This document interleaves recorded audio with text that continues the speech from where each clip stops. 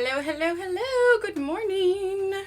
How is everyone? Turn down my music on my side. There we go. Good morning. Good morning. Lucy says, hello, everyone. Finally caught a live. Been a while. Well, I'm glad you are here, Lucy. Welcome. Let's see. Who else? Kenny. Hi, Kenny. Crystal says, I just learned how to see the chat on my TV. Awesome. Well, I'm so glad. Awesome, awesome, awesome. Well, we finished up our last page, which was, sorry, I was just getting one last thing set up here. Oh, where did it go? This one here, our Johanna Bassford page. Hi, Tanya. We finished this one up last stream. We have a hedgehog page to work on and this one. I want to go ahead and finish up this one just because this is from the Ancient Cultures Marathon. Hi, Shannon. And so I thought we would get it done. Now, I did a lot on the feathers and the face last time, and it took up most of the time. So I don't want to spend an entire other stream doing just feathers since we've already done feathers. Now, if we have time near the end, I'll go back and work on the owl a little bit more. But what I'd like to do is finish up the top of her helmet, do the branches, the shirt, and some background today if I can. As long as everything goes according to schedule, I'm actually supposed to have my tonsils out next week. Now, things come up and I had to cancel the last one just for various reasons. But my idea is, what I'd like to do is to have all of our work in progresses caught up before that. And that's going to happen next week on Wednesday. But that being said, I'm already planning some content that is going to get posted while I am recovering from that. So it won't just be, 2 weeks of silence. But in the meantime, for our remaining live streams, which is today, Friday, and Monday, until then, I want to try and get caught up on as much of these as possible. And then, like I said, I'm going to have content for all of you while I am recovering. I'm also thinking of doing on because I'm going to be pretty much in bed. Sorry, I'm getting my coffee here. And not doing a whole lot, unless I'm sleeping, whatever. So I'm thinking I might also do one of those segments of, ask me anything kind of questions. And then people can ask me questions on Instagram and then, reply that way. Coffee is tasty. Anyway, but I have lots planned. There's going to be coloring pages going out, ideally. We've got a review video coming up that hopefully should be posted a little bit later today. Some new gel pens and some little coloring books. So anyway, lots of content coming in the next couple weeks. Even though I'm going to be having to take a tiny little break from streaming while my tonsils recover and heal up and everything, there will still be content being put out. So make sure that you're following the socials on there. If you're not already, Facebook, Instagram, I guess the community section of here. I don't really do Twitter for this. I don't know. Maybe I should do Twitter. Do people do Twitter? Is Twitter a thing anymore? I hear a lot about TikTok and Snapchat. I don't know what those are. Well, I kind of do. I guess I don't get them? I don't understand them? I don't know. I got Facebook and Instagram, so that works. Anyway, so keep an eye out for that. Quick reminder, we do have that new teapot sticker that is available in the Etsy store also. So super fun. For this page, we are using, oh goodness, my brain is not functioning today. We're using Black Widows. I'm literally sitting here staring at the pencils and I drew a blank on their name. That's professionalism right there. So, anyway, that's all the boring stuff out of the way. All the logistical stuff. So, why don't we go ahead? Twitter is a thing. Okay, I don't know. I heard somebody refer to Facebook the other day as boomer book. Apparently only boomers use Facebook. I don't know. I don't get it. I was born in 86. I have no idea where I fall under. I don't think I'm a boomer, whatever that is, I don't know. I feel like boomer has become a bit derogatory. I don't know. It's all over my head. But apparently them young whippersnappers don't use Facebook anymore. I don't know. Why did I say that? But yeah, I don't know. There's so many different platforms here. I can't keep up with them. Honestly, I just can't. It's exhausting. All right, so let's go ahead and grab you know, I've really been wanting to do this in like a red. Of course, I don't know. Red's very Roman. I don't like Twitter. Yeah, I don't really use it either. See, I do when I have time, not as much anymore. But I'm involved with Twitch, and so I have a Twitter for my Twitch life, but that's it. Like, oh gosh, if I didn't use Facebook, how would I ever vent? I know, right? Like, I don't know. I mean, I remember joining Facebook in college. A friend of mine, her name was Samantha. She introduced me to it. But, you know, before that was MySpace. I have an uncle who calls it, like, Face Space. He gets some, or Spacebook. Yeah, that's what it was. He was calling it Spacebook for a while because he was getting the two mixed up. But, yeah, I don't know. So, yeah, so I see, initially, like, I saw red here, but I just feel like red is very Roman, and Athena's supposed to be Greek, right? I don't know. Nothing says that we have to color it exactly. The other color I saw up here was kind of like a real light blue, like a bluish white almost. What do you think? I mean, it's my page. It's not like the history books are going to come and yell at me, right? Right?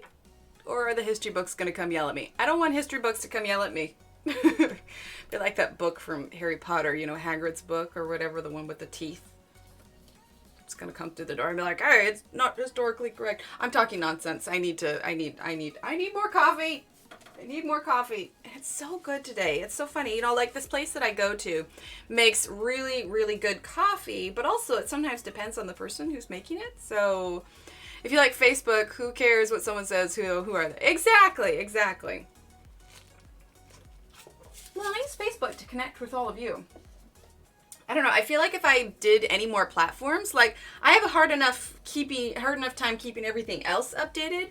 I feel like if I were to add in other platforms, like it would just get overwhelming, you know? All right, where is my... I mean, I'm too disorganized as it is to try and add too many platforms. Oh gosh. Oh, here it is. Okay, my blue would be great. Yeah, that's what I'm thinking. Oh, Crystal says red. Okay. Well, let's see what colors we've got here. All right. See, we've got these really nice colors here. We've got Blue Heaven, Forget Me Not. Ooh, we could do like a little bit of Forget Me Not with a little bit of Everglade. Pretty colors. Very pretty colors. Or Aquarius with Evergreen. No, then that's delving more into the teal. I definitely had blue in my head. So maybe Forget Me Not, Blue Heaven to start with. I like Facebook best, but I haven't tried much else either. Yeah, I mean, for a while I didn't really get Twitter either, because it's just like, well, I have Facebook, and I probably wouldn't use it if I didn't use it for a separate set of friends, if that makes sense. So like Facebook, my personal Facebook, I use for only people I know in real life because, you know, pictures of my kids and all that kind of stuff. So family, you know, friends from high school, friends that I want to keep up with, friends that I know, you know, here where I live, that kind of thing. So that's what my Facebook is for. And then, you know, aside from, you know, my Facebook page and keeping up with the coloring groups and stuff like that. But that's almost entirely separate, you know, because I'm not, like, Facebook friends with any of those people because I keep it separate.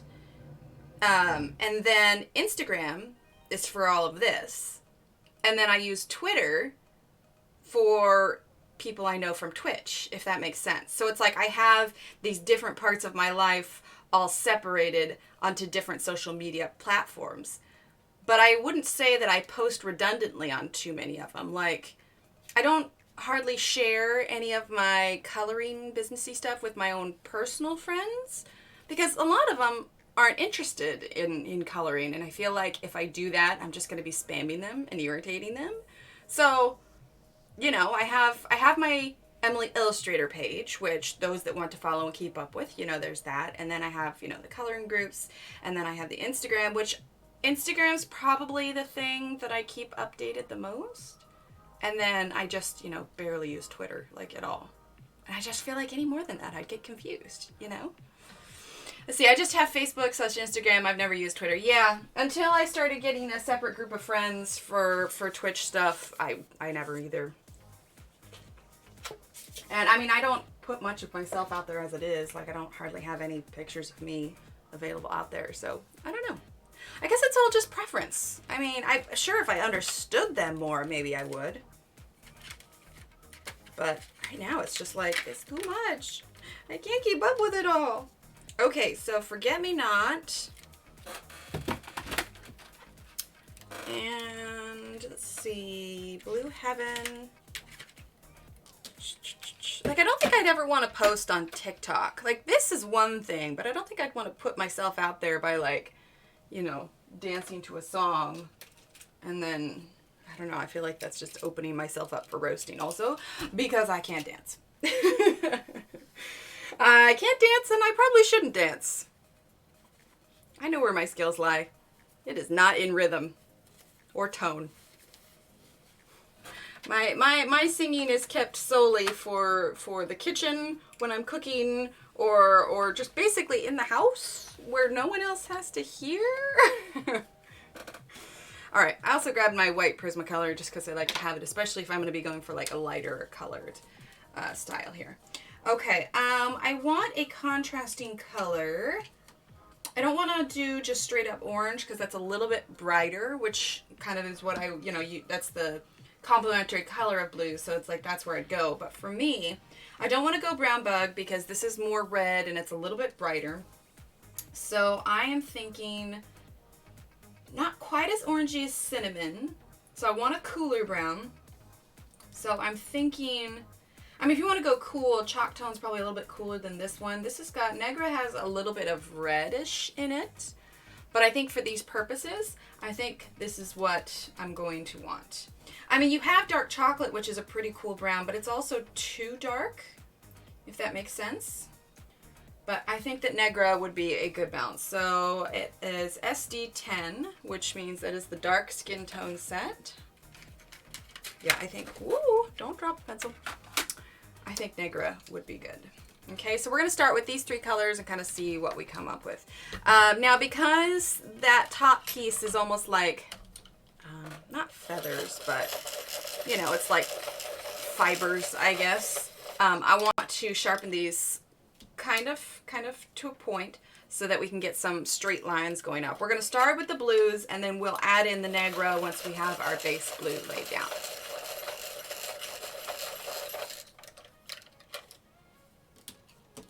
I don't know. I'm a little anxious about the tonsillectomy. I have a hard time justifying it. Like, my throat has actually felt pretty decent the last couple weeks, which has been nice, but there are times when it will hurt for a week straight for no apparent reason. Not to mention the ENT, when he saw it, he's like, why are these not out yet? So, you know, I know it needs to be done, but, you know, I'm a little anxious, a little nervous. I mean, technically it's a surgery. It's not, you know, a huge deal, but I hear that as an adult, the recovery is less than pleasant. So I don't know. I think part of it is because I don't really know what to expect. And, you know, the avoidance in me is like, maybe I don't need to get it done. Maybe we could just skip it, you know. We'll just not do it. And then I know that I'm going to skip it.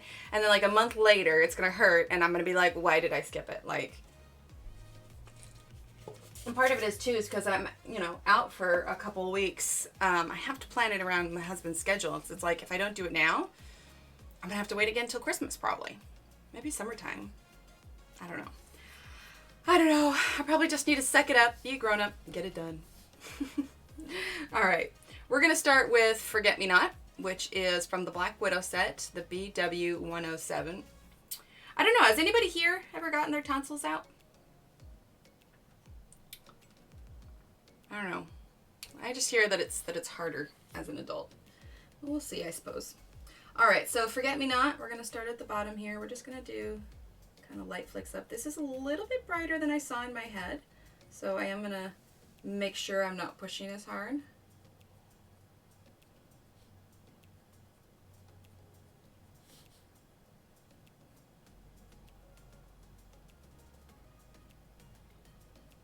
Just little flicks for now.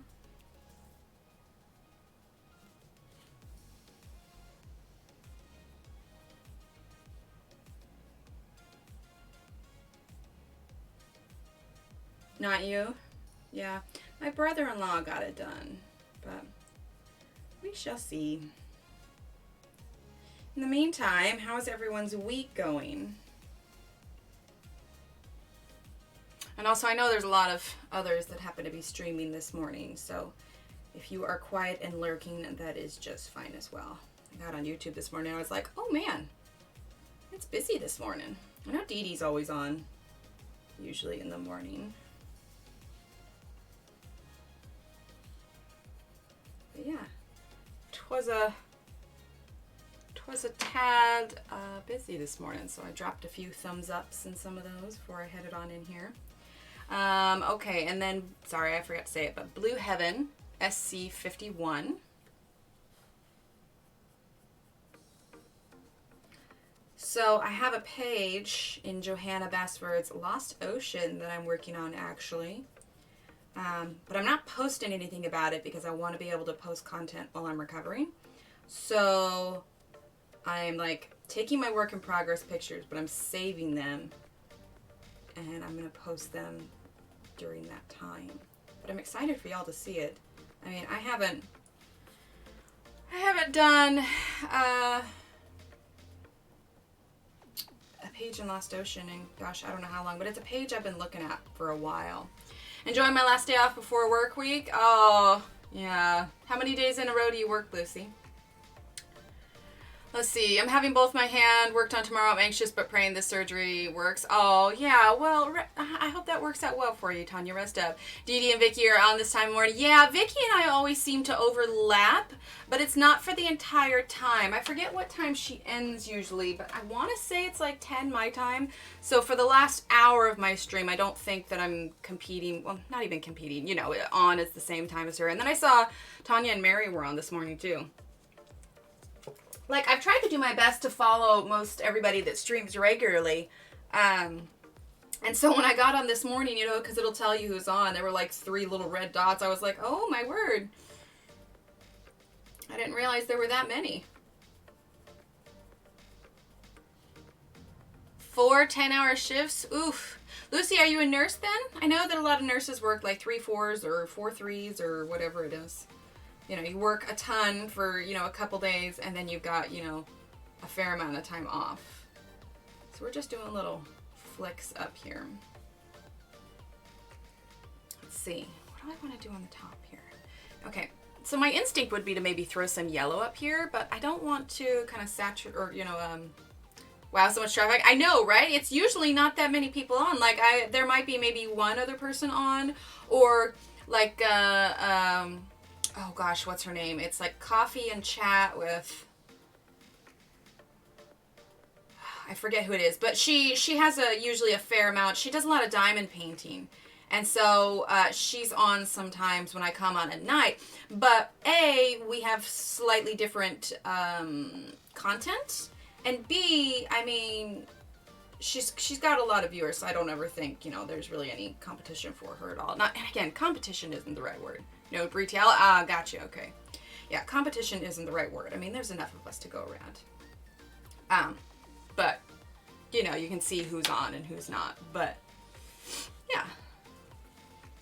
Well, and it's interesting, too. We're going to use the white Prismacolor now. The last couple Wednesdays, there have been various reasons that I've had to cancel it anyway. So I haven't streamed on a Wednesday morning in probably about 2 weeks. So there's that, too. I don't know, how busy is Wednesday night usually? Maybe I should move Wednesdays to evenings.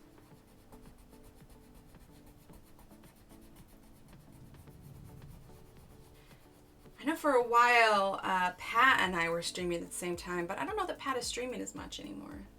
At least I haven't seen her. I know that she was recovering from some stuff. All right, we're going to use this white to kind of blend it out here. Okay.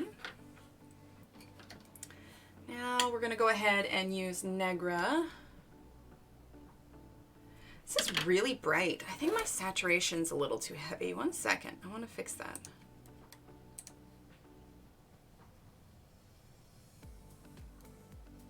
Hang tight. Yeah, I think my saturation is a little too bright. There we go. I think that's a little bit better. Nobody on Wednesday night? Oh, see, maybe I should do that. Maybe I should just move it to Wednesday night. So I don't ever want anybody to feel like they have to choose or anything. You haven't colored in Lost Ocean yet? Yeah, it's fairly intimidating just because a lot of the illustrations are so small. Okay.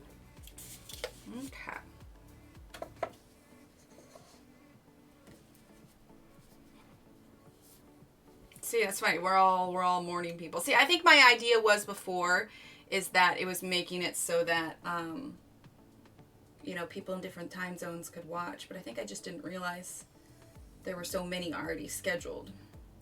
You know, it's kind of like whenever we do the color-a-thons, I never want to overlap with anyone, you know? Hi, Rochelle. Welcome. Oh, that's right. Coloring Bliss. Coloring Bliss is on. That's who else. But again, I feel like she's almost in a different league. Is that the right word? She has such a ginormous following. Like, it's impressive. It's impressive. You know, those art streamers who regularly get, you know, like over 100 viewers. I'm small potatoes. I don't think I have to worry about that one too much. They're all super talented though, and they put a lot of hard work into their streams, so.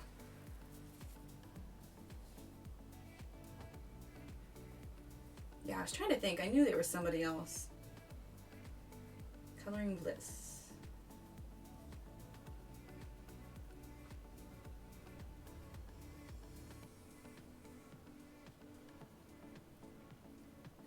Well, if I could start an hour later, that would probably work out well. And then it would never overlap, but...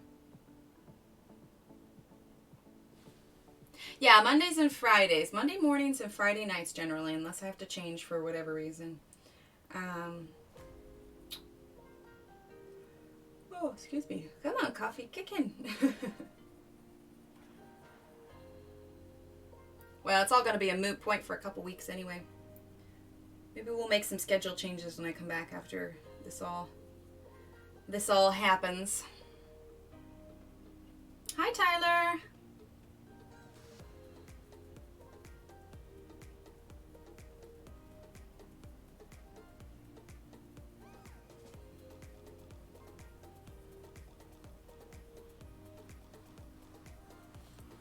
Just using this kind of brown to kind of help shade this a little bit. Going for something real light here. In fact, we can use a little bit of this negro here as well. Add a tad more definition right there.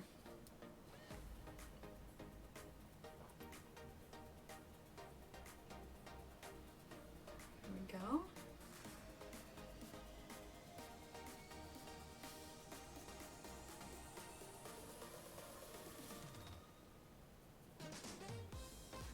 There we are. Okay, let's zoom her out, see what we think here. Let's see, what do I want to add to that?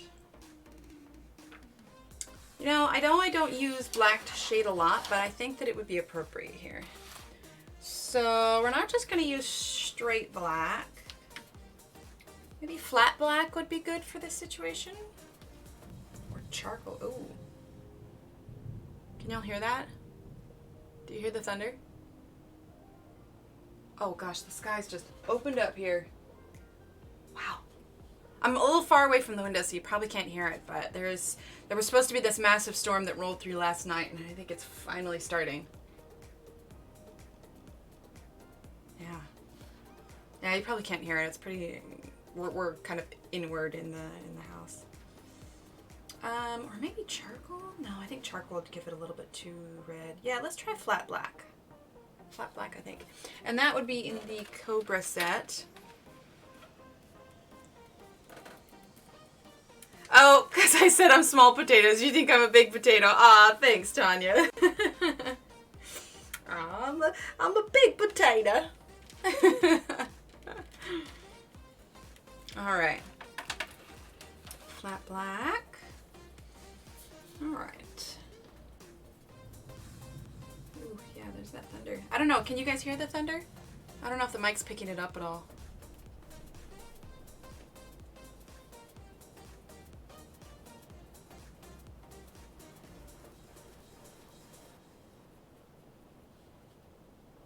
Aw, thanks.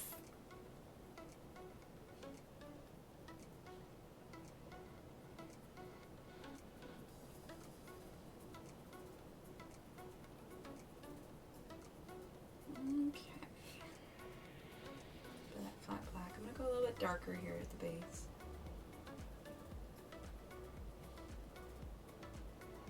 Aw, thanks, Tanya.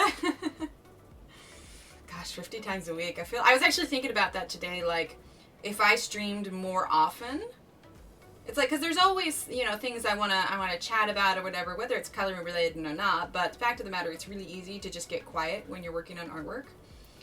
Because I was thinking in comparison to, like, a lot of the, like, I know it's a totally different category, but, like, gaming streamers, there's usually good topic of things to discuss because you're playing a game that you can discuss.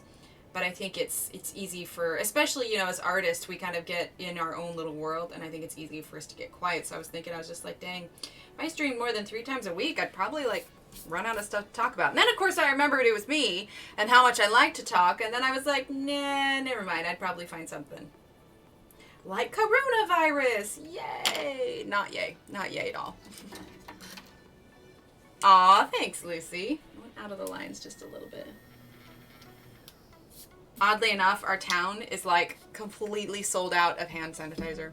It's storming here in South Mississippi, too. Yeah, Tanya, I'm in Texas, so I bet you we are getting the same storm that is rolling through.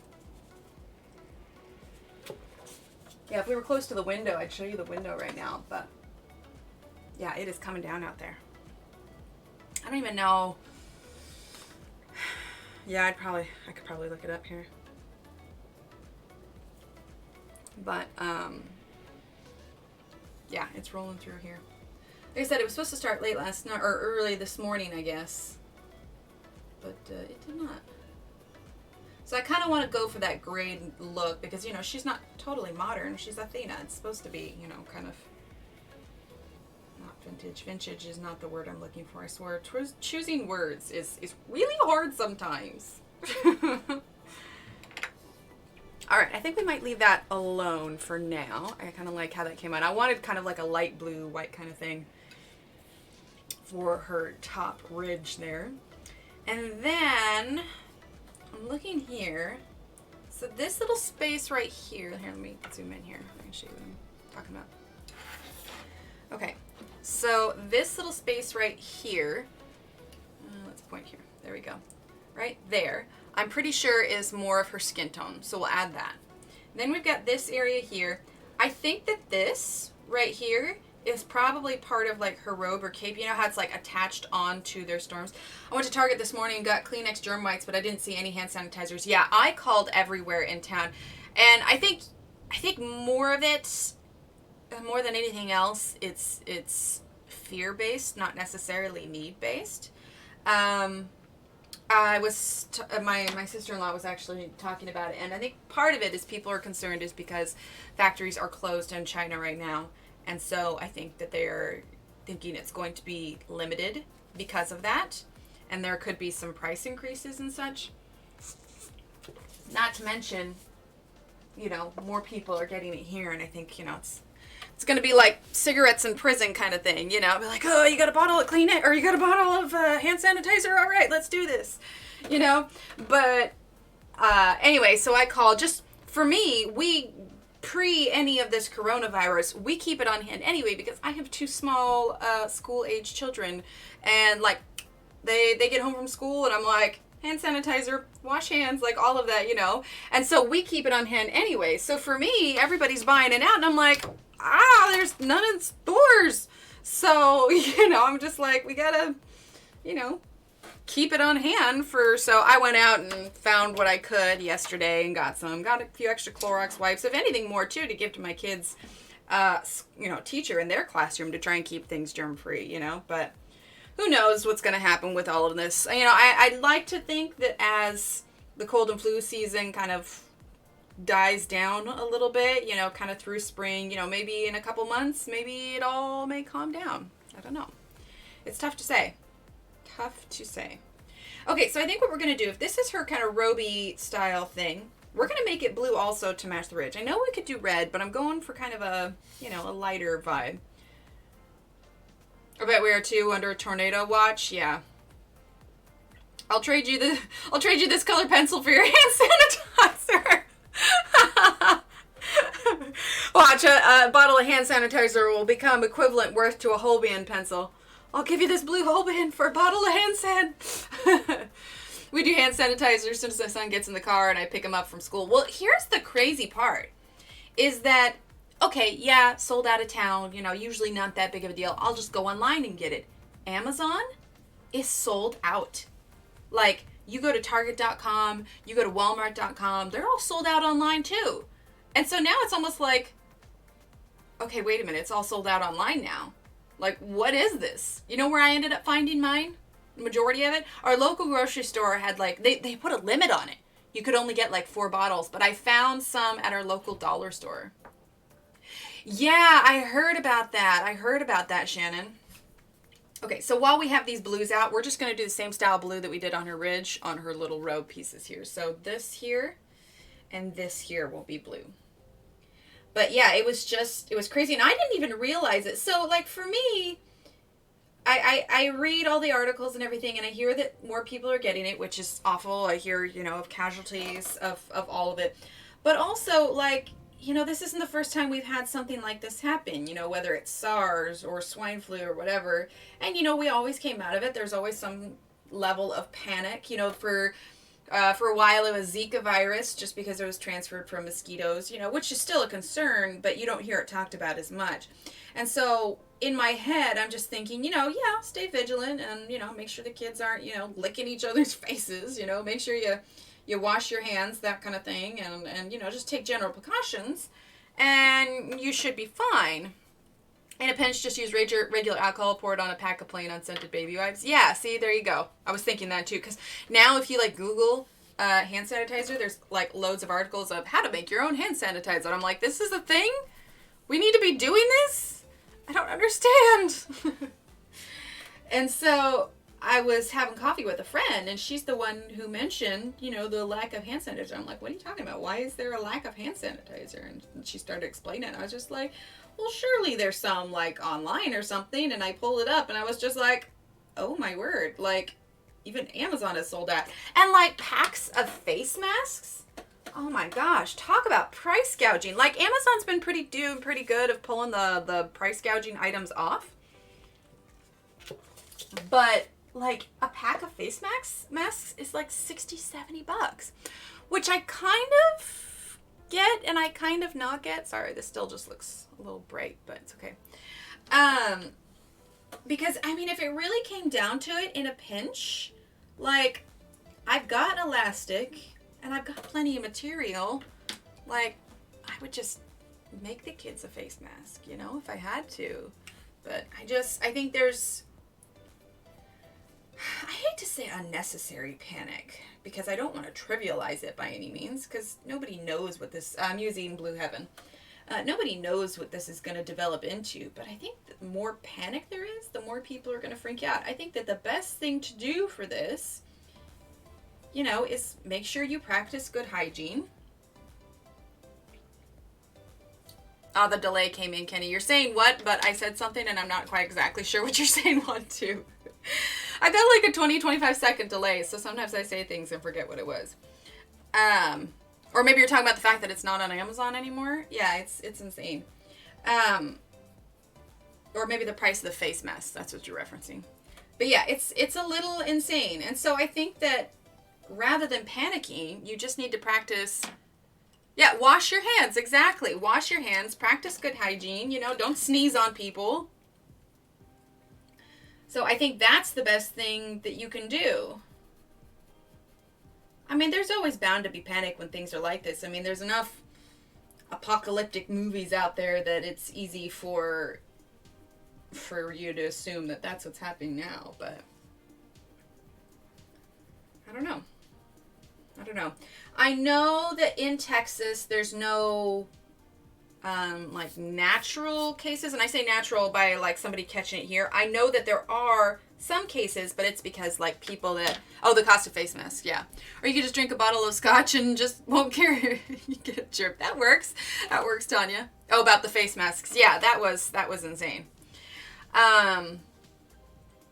But I know that they transferred some cases to, I think it was Lackley Air Force Base, but it was like very contained, and it's mostly just because they had the containment facilities to do it here. Using Negra now. So, like I said, I don't know what's going to develop here. I think what's scary about it for people is that really it's no worse than the flu, because, you know, there are plenty of things that happen. I think the news media is making things worse. Oh, most definitely, Tanya. Always. Always, always. Like, they never report on the good things that happen. It's always the negative things, and it creates a lot of fear-mongering. But, oh gosh, what was I saying? See, I do this all the time. I lose my train of thought. Crap, I literally forgot where I was going with that. Anyway, the point is, I think that there's just a lot of undue stress around it. Use a coffee filter for a mask? There you go. But yeah, it's tough to say how it's going to... Oh, that's what I was saying. It's very similar to the flu in the sense of number of people getting ill, number of casualties based around it. But I think the scary part is, and why people are concerned is, A, it's new, and B, there is no vaccine for it yet. So I think that in itself lends it to panic, because people are scared of it, which I get, because, I mean, viruses, germs, all of that, it's invisible. It's hard to fight an enemy you can't see, and it's unnerving to fight an enemy you can't see. That's why people are afraid of ghosts. You can't see it. How can you fight it? Hi, Laura. Good morning. Look what we're doing, Laura. We're working on Athena. We have hand sanitizer all the time at work. We have one of those as you get at hospitals, and now are being told to his customers not to stand too close to us. Oh, gosh, yeah. I think that if I worked in retail, I would probably want to be wearing a mask, just, you know, to help limit transfer. We're using flat black now. But, yeah, I think it's just, you know, practice good hygiene, be smart. You know, and truth be told, as a family, are we avoiding large group activities? Well, yeah, we are. I mean, I know we don't really have it here yet. Thanks, Laura. But even if it's not just for that, I mean, this is cold and flu season. So, like, my kid had a pizza and movie night the other night. But I gotta tell you, the idea of going to my kid's school where there's lots of kids and germs all day, like, that just did not appeal to me at all. Like, we're finally all healthy again, and, you know, I got the whole tonsil thing next week, and I was just like, this doesn't appeal to me at all. Like, we will have our own family movie night here where we're not surrounded by loads of people sneezing and wiping their nose goodness knows where. You know? I don't know, maybe that makes me selfish, but I have definitely, since I have become a parent, I have become very aware of how many people don't keep a 3-foot distance between you and the other person. Exactly. How many people don't wash their hands, just how many germs there are. I mean, I can't help it. Like, I'm so aware of it. Painfully aware. And on the other hand, you know, I try to balance it because I don't want to make my kids all paranoid and stuff. I mean, ignorance is bliss. Part of the joy of childhood is not knowing about all of the awful things that go on in the world. So I don't want to explain to them too much, like, why doesn't mommy want to go do this? Or why does mommy think this is a problem? It's like, well, honestly, kid, I'm tired of people sneezing on us all. You know? I want them to have that blissful ignorance of childhood, you know, for as long as they can. You know, but I also don't, I try to explain things as best I can. You know, I have a kiddo who's very inquisitive, so, you know, they're aware that, you know, that lots of people are getting sick and it's important to wash your hands kind of thing, but, you know, the seriousness of it, I'm certainly not telling them.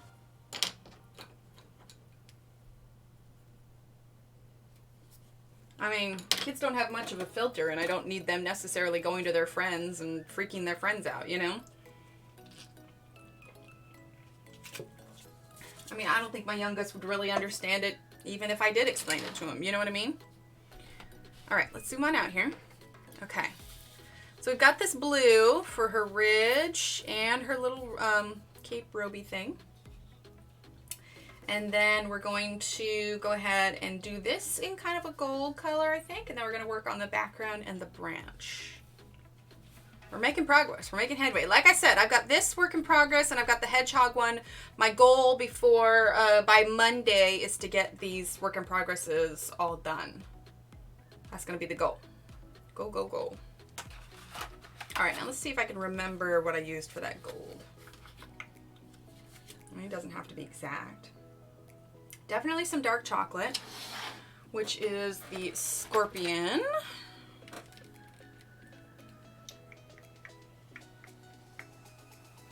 I'm looking at the scorpion.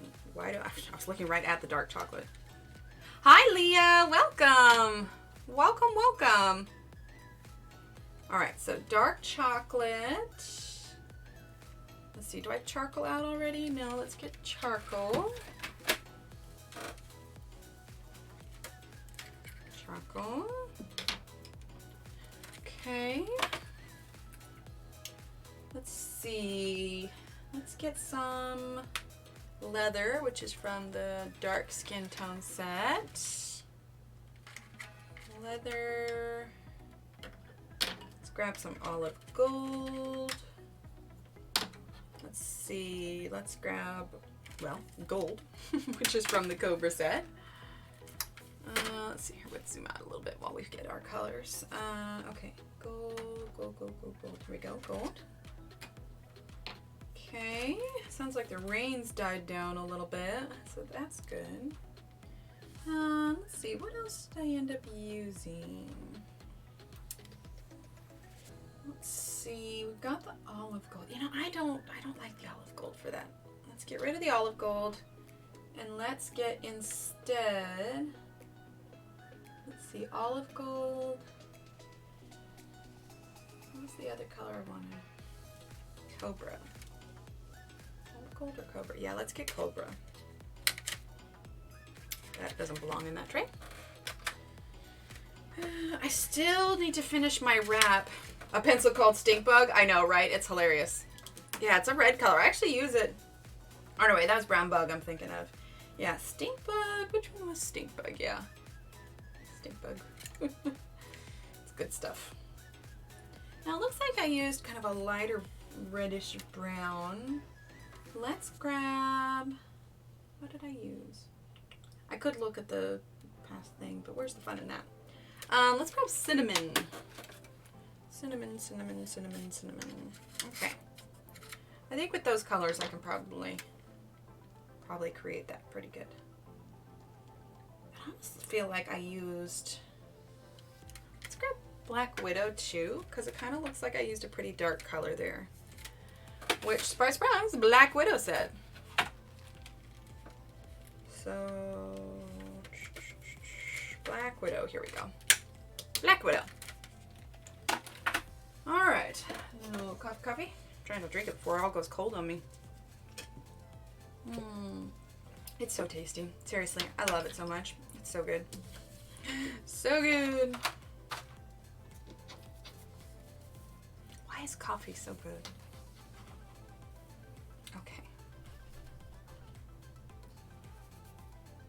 There we go. Oh, excuse me. Oh my goodness. Wake up. All right, let's start with charcoal, shall we?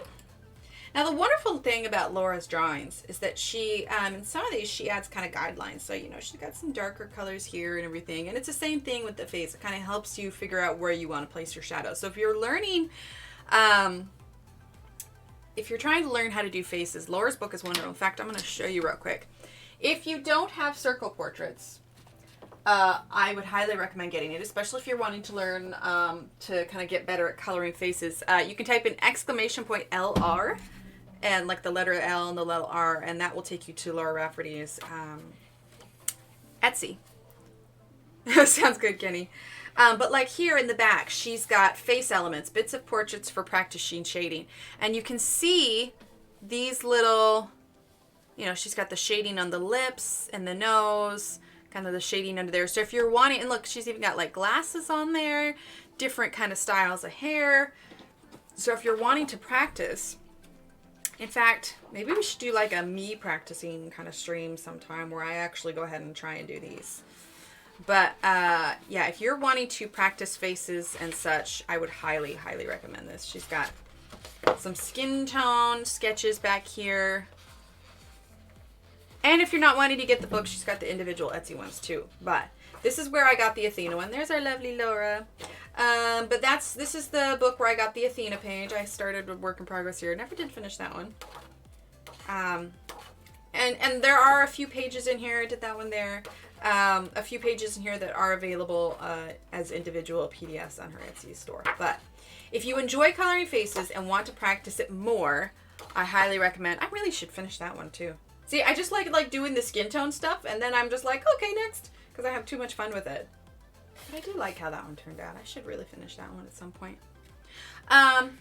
Anyway, but if you want to practice some wonderful, wonderful skin tones, I highly recommend, yeah, little signature, checking her book out. It is, Lucy, it is. But you know what? This is literally the perfect book to practice it on. Like, it's nothing but faces, but there's guidelines in it to help you figure out your shading. Not to mention, if you go to Laura's Instagram, she's got so many, I'm not gonna, like, there are so many times that I have gone back and looked at where she has placed her highlights, where she's done her shading, just to kind of get an idea of what it is that, you know, the look that I want to go for. So, Laura is a fantastic resource, fantastic if you are wanting to learn skin tones. I did not do many skin tones until I started exploring Laura's work. So just happy you're having fun. Don't worry, Emily, love work. Ah, thanks, Laura. Well, I'm just like, I just didn't do faces that much until I found your stuff. Like, you know, Johanna has, you know, has and always will be my first love as far as, you know, coloring books are concerned. And so when I started to venture out of those, you know, I did a few faces in Hannah Carlson's, but I cannot tell you how many times I browsed Instagram trying to find examples of how people colored those, just because it was like, I want this to look good. And my thing is, I always had a tendency to go too light. Like, I wish I had a good example here. Let's see. Let's grab Daydreams was one of my first Hannah Carlson's here. Let's pull that out. I had a tendency to go, it was like I was almost intimidated by her pages in the sense that I was too afraid to go too dark, if that makes sense. Maybe she doesn't have too many pages in there. Anyway, if you go back on my Instagram, you can kind of see it. But once I started becoming more aware of Laura's work and watching how she did hers and just seeing how many layers, sorry, I'm checking Summer Nights here real quick. Okay, here, this might be a good example. Okay, so it took me a while, and I did this with Prismacolors. So even still, I can see how differently, like, because I feel like this highlight under the chin, like this is very sharp. I didn't graduate it. Like, there isn't as much of a gradation along her cheekbone that I would have liked now. You know, I've got some shading under here, but this is also Prismacolor, so it's a little bit, you know, it's a bit of a different animal compared to Black Widows. But, like, I feel like this line is a little too harsh. Now, I would do this differently than the way that I did it then. And because of that is from what I learned from watching Laura's and, you know, studying her pictures and looking to see how she did it. I mean, because there's definitely, you know, Laura has worked very hard to get where she is, but, you know, it's taken a lot of practice. And so if you're wanting something to see, you know, I used to think of it as like putting makeup on their face, but you also kind of, if you're wanting it to look fairly realistic, you know, you want to look at, you know, their bone structure as well. So I guess my point is, check out Laura's, look at her pages. So if working on people is something that you want to do, she's a fantastic resource for figuring out. Oh, there's another work in progress from many, many years ago that I never finished. I think I was doing a limited color palette on that one. But anyway, my point is, check it out, see what she's done. I mean, you can see, I don't know if you can focus difference here. Oh, well, you're a great teacher, Laura. Okay, I know that's out of focus a little bit, but you can kind of just see, I don't know, the exposure's blown out a little bit. But the point is, I definitely color differently than I used to, which is the same with a lot of stuff. I mean, your artwork grows as you move along, and, you know, you could take classes and everything, but, you know, it's nice to be able to see how someone does it. It just takes a matter of kind of watching and looking and listening. I mean, Laura has her own live streams and everything. I am yeah. I don't know. I don't consider it copying by any means, because, I mean, you're not doing it exactly. You know, you're learning from her as an artist and figuring out, you know, things that you maybe didn't know before. Okay, we're using charcoal first, by the way.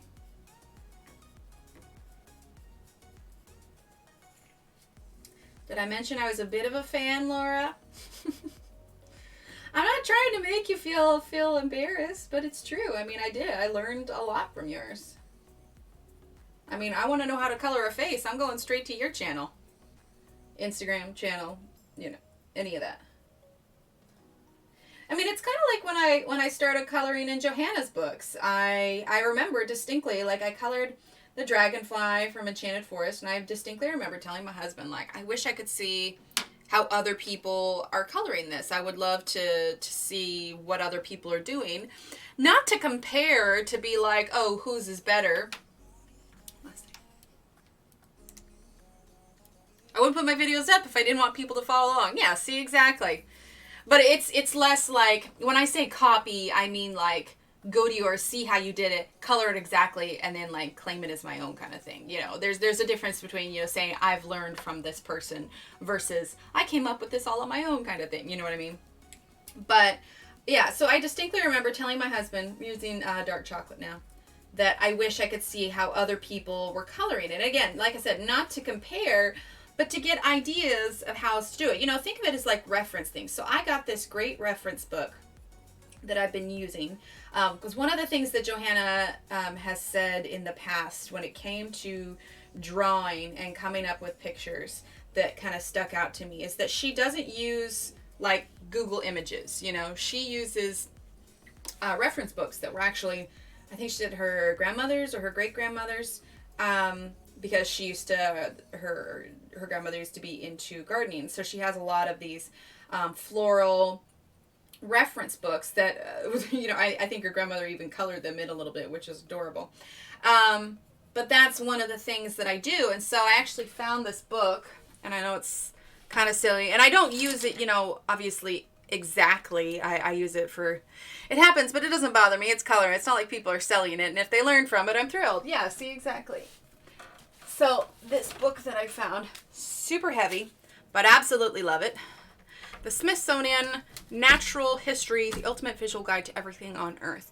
And so it gives me a good starting point when I'm trying to choose, like if I'm adding florals or, you know, trying to find different kinds of mushrooms to fashion after it. I mean, my kids love looking through this book because it's got like everything in it. You've got all these birds. Let's see, let's find... Okay, we've got rocks. Okay, so you come in here, you got all these different plants, flowers. You know, it's got some close-ups of different, you know, seeds, all that kind of stuff. There's a whole section, see more flowers. There's a whole section on, let's see, these are hooded pitcher plants. But there's a whole section on mushrooms. See, I like all these little floral ones, and like I said, I don't follow them exactly, but it gives me an idea of what certain petals or leaves looks like, because I think when you're drawing, it's easy to get stuck in a bit of a rut as far as the shapes that you are comfortable in drawing. So, you know, I've got this section with all these different shaped mushrooms and everything. Like, it's even got close-ups of like the little white scaly things that are on top of the mushrooms. But I use this book a lot when I'm trying to, it's like, all right, you know, I've drawn a lot of the same flower. I need to come up with, you know, because unless you're seeing these flowers regularly, you can't really think of them too much, you know. You need something refreshing you. But like she has said, you know, she doesn't go to Google because on a lot of your images end up looking the same as everybody else's. And like I said, I don't copy these exactly. You know, I kind of may take little bits from other flowers, and now we're getting into animals and stuff, from little flowers, and, you know, maybe create a new flower, but helping keeping my mind fresh as far as shapes and styles are concerned. But yeah, so that's become my favorite reference book when I have been drawing my pages. So yeah, so think of other people's pages more as references and things you can learn from, and maybe you know, create your own style from versus you know, copying exactly, I suppose. Let's see. Okay, so dark chocolate. Now let's go ahead and grab, let's see, leather, or let's do a little bit of Cobra.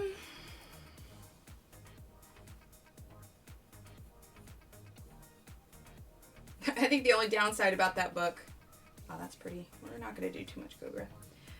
Is that it's really big and awkward and super heavy. Like super heavy.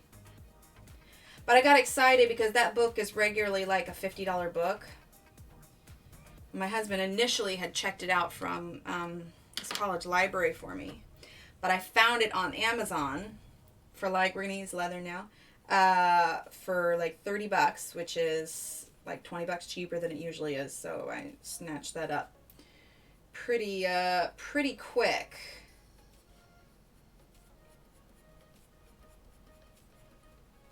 That's pretty excited. And it's nice sometimes to kind of just have a physical book and to be able to turn the internet off and not have, you know, because a lot of times if I've got a tab open, it's so easy for me to just, you know, pop over to Facebook or whatever else.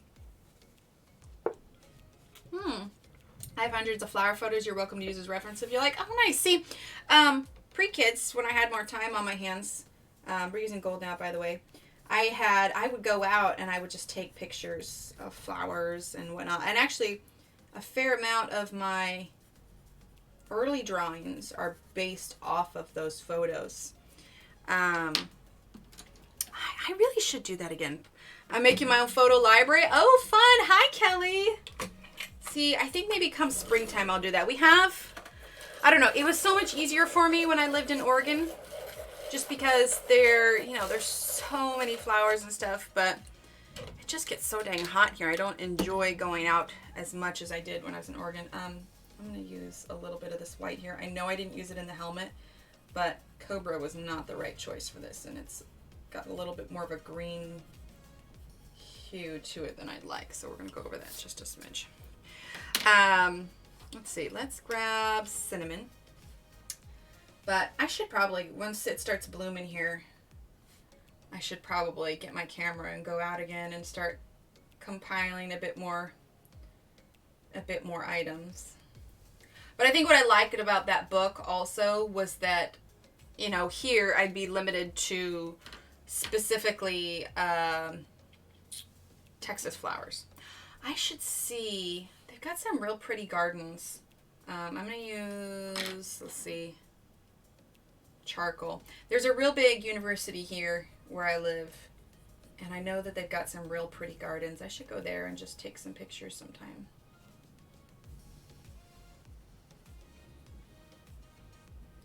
But I do wish that there was more nature and less, you know, bugs in Texas. But that's also the Oregonian in me. I do miss the Pacific Northwest. I do quite a bit. Ideally, eventually, when my husband is done with his program, we would settle back up there. But it's tough to say which ways life is going to go, you know? Oh, awesome. Okay, cool. Thanks, Laura. Oh, wait, like you have a whole Instagram account that's specifically for your florals? That's cool. All right, dark chocolate. You know, we've made a lot of good friends down here, and we've got, you know, a good community using leather now. But the fact of the matter is, all of our family is in Oregon, and it would be nice to be a bit closer to them. But once my husband's done with his program, because he's doing his, I don't know if I ever mentioned it before, I probably did, using gold. He's working on his PhD. We'll have to, you know, go wherever the jobs take us, I suppose. So it's tough to say, you know. we're gonna stick it out long enough for my son to finish his schooling here next year. But once that's over, it's tough to say where we're gonna be. We may very well be moving here in the next, you know, year and a half, 2 years. Aw, that's so awesome, Laura. Yeah, I'll take a look at that. I am always down for more reference photos. Because sometimes, like, even if you don't know the name of the flower and you just search flowers, it's like you're coming up with a bunch of the same stuff, you know?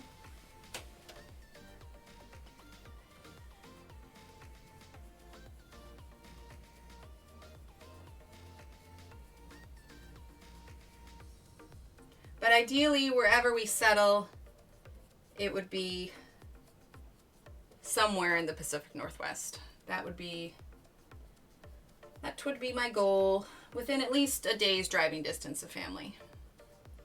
I mean, my sisters have, you know, their own kids and everything, so my kids have a fair amount of cousins. We just don't see them as often. Gosh, this is looking much different than her helmet. I feel like I should lighten it, but I don't know, I suppose her helmet doesn't have to look exactly. It's just slightly, I think I went more green with her shoulder, but I suppose it doesn't have to match exactly. I don't know, what do you think? Does it look too off? This is what happens when you leave and then come back to something. It's probably fine. I'm thinking about it too much. I tend to do that. Sometimes I overthink what I'm working on. In the meantime, let's grab cinnamon. There's cinnamon here. And let's just grab a little bit of gold. This really doesn't need much. I mean, it's just a small section. Probably should have used dark chocolate there. Well, in fact, because that's a darker area, we can actually take some charcoal a little bit because it's kind of shaded. Maybe take a little bit of charcoal here at the bottom too.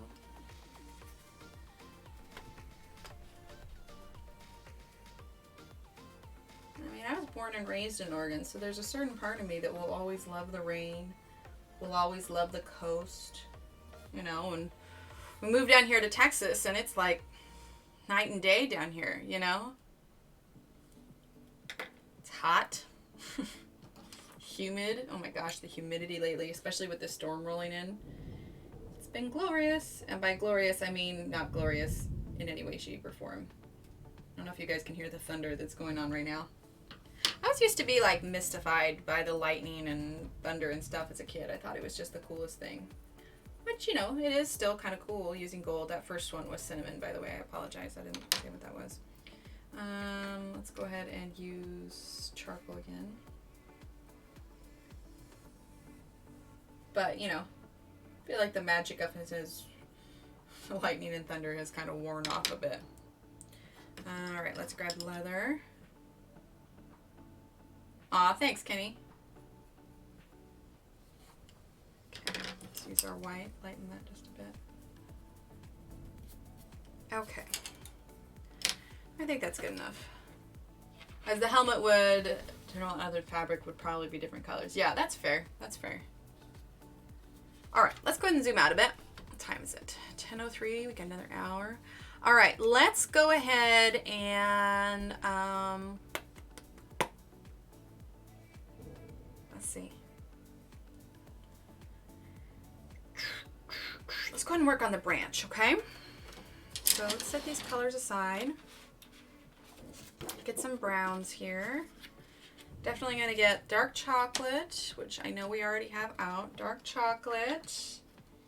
And spider web. Definitely spider web. Let's see, what's this one? Huntsman. Do we want huntsman? Yeah, what the hey, we'll grab huntsman. Spiderweb. Spiderweb's definitely a warm gray, which is nice to have on hand. We'll use charcoal. Let's see. Let's grab light mocha. It's from the dark skin tone set. Light mocha. From the light skin tone set, let's grab Brown Fog. Let's see. I need to have a little bit of a green in here. Let's grab Charcoal Green, which is from the Scorpion set.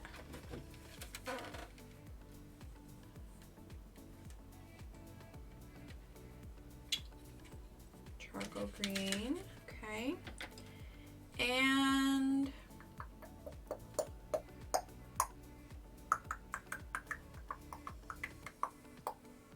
the Olive Green. We're going to keep Olive Green out and keep it on hand. We may or may not use it. We'll see. You know what? Let's go ahead and grab Washed Purple also. That's going to add a little bit of something else to it. All right.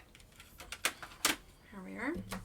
Now, we might not use all these colors, but these are the colors in the set that I think would make, you know, the best kind of bark colors that we can get. Oh my goodness, where's the label? Let's turn this around. There we go. Okay, light mocha, brown fog, charcoal green. I feel a sneeze coming on. Maybe it'll go away. Oof.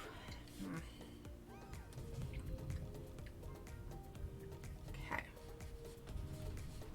All right. I know I've been terrible lately with writing down the colors, but I figure at least this way, if someone's watching, they can just screenshot it. I know Donna used to do that. All right, so there it is, in case you want to screenshot it. Actually, I was just looking at the nails while I hold it here. I've got 2 new colors coming in the mail that I'm excited to use. One's going to be like a light pink and one's like a berry red. Hi, Rain. Welcome, welcome. Or Robin. Hello, Robin. So yeah, I'm excited to do that color. I'm actually going to do my friend's nails Sunday night. That's usually when I do my nails, unless they don't last for the entire week for whatever reason. Sometimes, you know, if I'm cleaning or something, they get a little bit more wear and tear. But I generally do my nails on Sunday nights, so I'm going to do her nails as well. Thanks, Robin. So, gonna do that. All right, let's start on this side, I think. Definitely you can see that we've got some shadow under his talons here, so we're gonna go ahead and add that. All right, so let's start with, we got our browns here, Huntsman, dark chocolate. Let's start with Huntsman, shall we? Okay. Get this part here, make sure I'm... Now, I know that I could be zoomed in more, but I'm gonna be kind of moving along. Let's make sure this is in focus. And I don't want to forget to move it, so yeah, we're gonna leave it zoomed out just a little bit.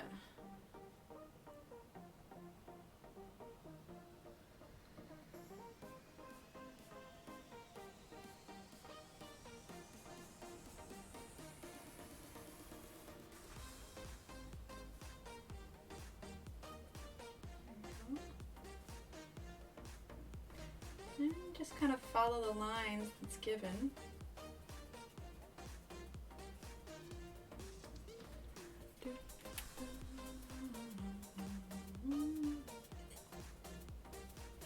Anybody have any plans coming up for the weekend? I know it's only Wednesday, but you know, middle of the week. I like to start thinking ahead. Like I said, I've got a review video that's going to come out later today. And then we're going to work on, like I said, I'm hoping to have at least enough done on our work in progresses that we'll be able to finish those up by Monday. I've got a new Fairy House page that I'm working on right now. Plans for another sticker, but I gotta get that done. Gotta make myself a bit of a to-do list. So just kind of following Laura's lines here.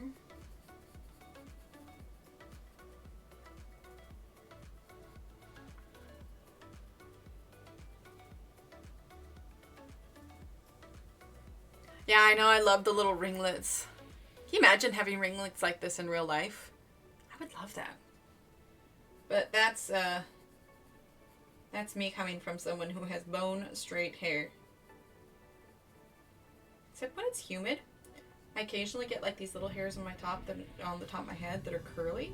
But it's like, they're not all curly, if that makes sense. Gosh, can anybody actually hear the thunder? I'm going to try and work on loading my new shelves with books. Nice. Nice. That's always fun. It's funny, I got this new bookshelf a while back, too, because I was reorganizing all my color and stuff. I could have swore I had more books than I did, and it felt like one single shelf. I mean, it's fine. I actually did order a new book this morning. It was on sale on Etsy. I'm trying to remember, I'd have to look it up, who the artist was, but the whole point of it was a book that had all Australian animals in it, and 100% of the proceeds go to relief efforts in Australia. So I thought that was pretty cool. I don't know what the paper quality is going to be like at all. I'll have to let you all know when it gets here. When it does, I'll definitely make a post about it, depending on when it does get here. And I can show you all what it is. Post the links and whatnot. Do you like the Black Widows? I love the Black Widows, Robin. I use them mostly for, like, it's my go-to pencil when especially when I do Laura's pages, because I really love them for skin tone. I mean, they've got such a wide range of colors that are perfect for skin tone. Heck, they have 2 skin tone sets. So, yeah, generally these days when I'm coloring Laura's pages, I'm using Black Widows for sure. A seashell for a mermaid fairy. Oh my gosh, Patty. I didn't even think about that. Yes, Lucy, Selena Fenich. Thank you. Thank you. I could not think of the name. Patty, I didn't even think about that. I honestly was working on like a grotto style thing. But, oh my gosh, a seashell makes so much more sense for me. I was a little intimidated by the grotto. I'm not going to lie. I was a little stuck on my page, struggling to figure out where I wanted to go with that. But I really like the idea of a seashell. In fact, I'm going to write that one down. And even if I don't end up using it for Mermaid Patty, I think that that will be a house we'll need to make. Okay, and I'm going to write your name next to it, because those that have shot out ideas that I've ended up incorporating into my drawings, I send them a copy of the picture when it's all done. So you should see my wall. It's got so many sticky notes on it. But you are now on my wall, Patty. Yeah, Selena Fenich. Thank you, Lucy. I couldn't remember what her name was. I wasn't familiar with her before this morning, and I saw the post that Marina put on her coloring Facebook page, and I was intrigued by that, so I went ahead and got it.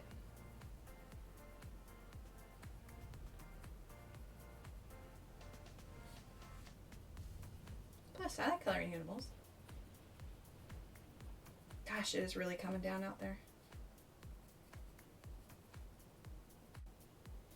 Well, glad I have rain boots.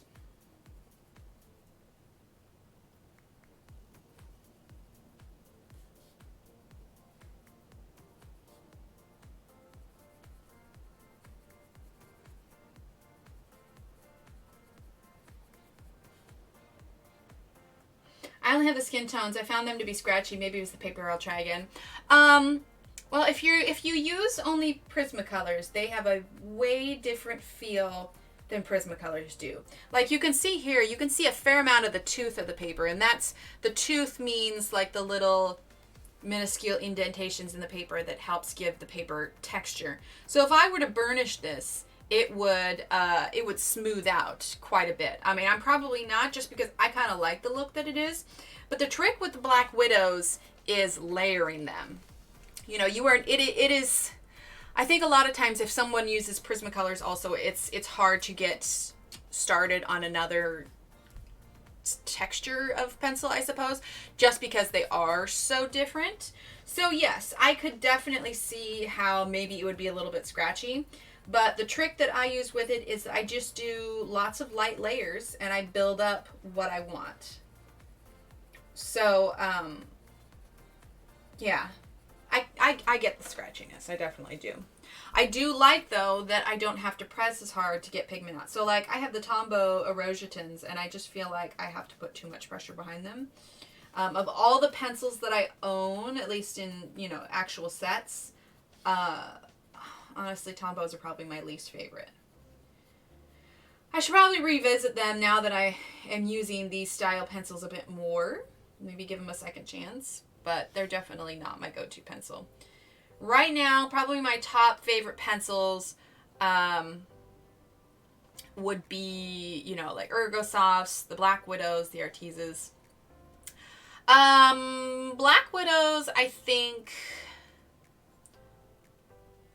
I mean, if you're using the term scratchy, I think that polys are probably a little smoother than Black Widows. Let me see if I have my polys here. I don't have too many of them. I have like a 24 set of them. Check my drawers here. I'm trying to remember where I put them. Oh, you know what? I think I actually have them in a cup here. Let's see, are these them? No, those are my Artisas. Oh gosh, where did I put them? You can tell I use them super often because I haven't got a clue where they're at right now. Which is probably blasphemy in the world of people that are poly purists, I suppose. Oh my gosh, where did I put them? Oh! Ha! I remember why. I put them, I had a little bit of space left over in my Arteza case here, and I stored them in here. I remember now. And that's why I couldn't find them. All right, here we go. They're in the back here. Okay, so let's grab, let's see, what color am I using right now? I'm using a brown. Let's just grab a brown here. Okay, and let's grab a page. In fact, let's just grab, here. Here's my coloring page. Okay. So here is, hope the polys are better. I just ordered a full set. I think that it's just the polys, like any other style pencil, are a different animal, so to speak. You know, like you've got the Cran d'Ache, the Polychromos, or sorry, the Luminance Cran d'Ache. I have not used the Pablos. I can't speak to how they are. But the Luminance, the Prismacolors, the Polychromos, the Black Widows, the Artezas, I think that they are all great pencils. But I think that they are all different in the sense that they color differently, you use them differently, they layer differently. So I don't know that any of those brands, except for the Luminance, because those are like god tier pencils, I swear. I haven't used Holbein's though, so I can't speak to those. But I think that it's just they are a different style. There are, but a couple broke really bad, so I don't use them as much in case it happens more. Lucy, contact the company. They are really, really good with replacing pencils. If you contact them and say, hey, I had this, this, and this break, more than it probably should have for a set, I can almost, I don't want to say guarantee, but I'm almost 99.9% positive they will send you replacements. But anyway, I think that each and every pencil brings, excuse me, I'm gonna grab my water. Where is my water? Oh my gosh. Seriously? Where did I put my cup? Oh, it's right there. I think that they are all very different pencils, and I think they all bring their own to the table. You know what I mean? Okay, so here is a brown of the Polychromos. Okay. So, for me personally, in using these, I can definitely feel that they're smooth. Now, I'm also using this on a different style. Like this is a kind of matte cardstock. I think it's a 65 pound. So here, let's zoom in a bit, get this all in focus. Okay. So in comparison with Polychromos versus Black Widows, Polychromos definitely feel a bit more creamy. And not to mention the feel in the hand. Yes, it's a round barrel versus a hexagon barrel. But Polychromos themselves feel almost heavier. if that makes sense. And some people like that because it feels like you've got a bit more grip on your hand, the weight. And part of that can do with the type of wood that they use with the pencil. And like how much wood there is versus how much, lead. So I'm pretty sure, so the Black Widows, like this part is black here, but obviously I think that it's a dyed wood, which is why it stays black. So Black Widows, like as I'm using them, differences that I'm feeling. It's definitely lighter in the hand. And I can see where you would get the scratchy term in comparison. Polychromos feel much more creamy, for sure. And obviously these are two different browns, but I do feel like the Polychromos maybe lay down a little bit more pigment, but that might be why the Black Widows are nice for that, just because when doing skin tone, you want nice light layers and to build up gradually. So there's definitely a difference in the two here. You can see I'm blending them. They actually kind of work nicely together. But here, let's drag the green out a little bit, and we're going to layer that green on top of it, and then we'll do the same with the Black Widow. And then you can see how two very different colors kind of blend together. So, like I said, I feel like Polychromos definitely put out more pigment, and they are smoother, I think, than the Black Widows. But you also have to look, not just quality of pencil, but also price point. Not necessarily everybody can afford the Polychromos. I mean, for instance, I've only got the 24 set. You know, if I saved and planned, I could probably go ahead and get the full set. But not to mention, it was a wonderful bow that gifted me the remainder of my Black Widows, as I only had the skin tone sets as well. But in comparison to the Polychromos, Black Widows are a bit more affordable. So we're going to grab this green now. What is it? It's emerald green. Okay. So we're going to lay this down on top of the brown. And I specifically chose two colors that aren't super similar so that you can see just kind of the stark difference. And again, these do not blend the way that Prismacolors would. So also a big difference is, you know, wax-based versus oil-based. The Faber-Castell Polychromos are an oil-based pencil. Pretty sure the Black Widows are wax-based pencil. Same with Prismacolors. Now, although Prismacolor and the Black Widows are wax-based, they too are a very, very different animal. All right, let's grab Everglade. Okay, that's also a green. Let's make sure we're in focus here. Okay, so let's take the rest of this Black Widow here.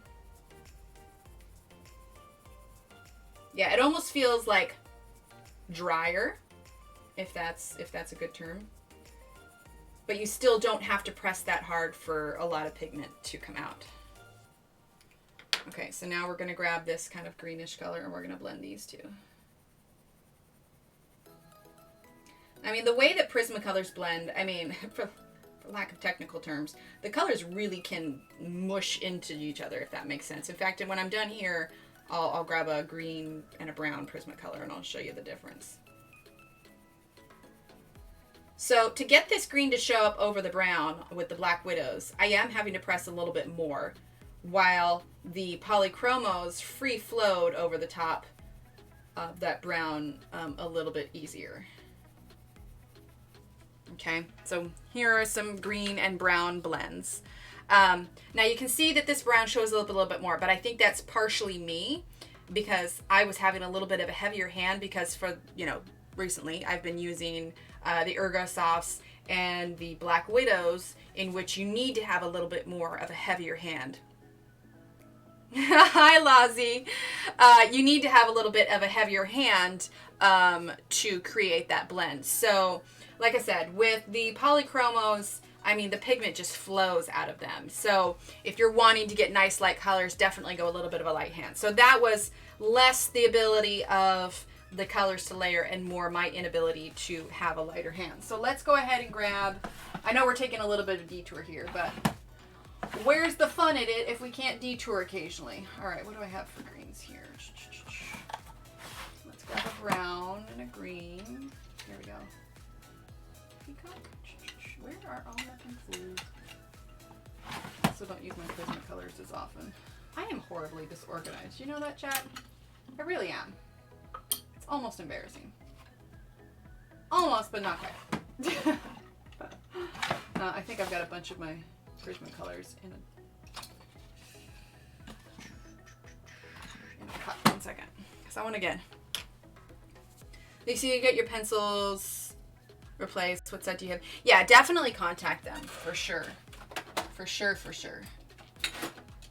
Okay, here we go. Here's my cup with Prismacolors in it. I just haven't put them away. Okay, so here's a green here.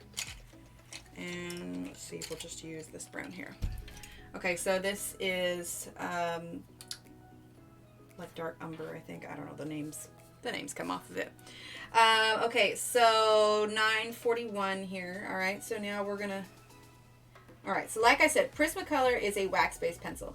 Feeling it though, it's interesting. It's been a while since I've compared all three of these together. Feeling it though, as far as kind of creaminess goes, these Prismacolors almost have a feel of the Black Widows. And part of that could be wax-based versus oil-based. So polychromos definitely have a bit of a, you know, nice kind of soft feel to it. The pigment flow is real nice. All right, so we're gonna do kind of what we did over there. So for anybody coming in that's wondering what we are doing, we are kind of comparing Black Widows, Prismacolors, and polychromos here. So we've got like polychromos here, we've got Black Widows here, and we're doing Prismacolor here. Because we're ninjas! You crack me up. How have you been watching 2 streams at the same time? They've got skills. They really do. They really do. I'm actually going to use aquamarine instead of the green that I chose because it's more similar to these. Okay, so now we're going to take... Yeah, see, I went too heavy on that one. So aquamarine for Prismacolor. Okay.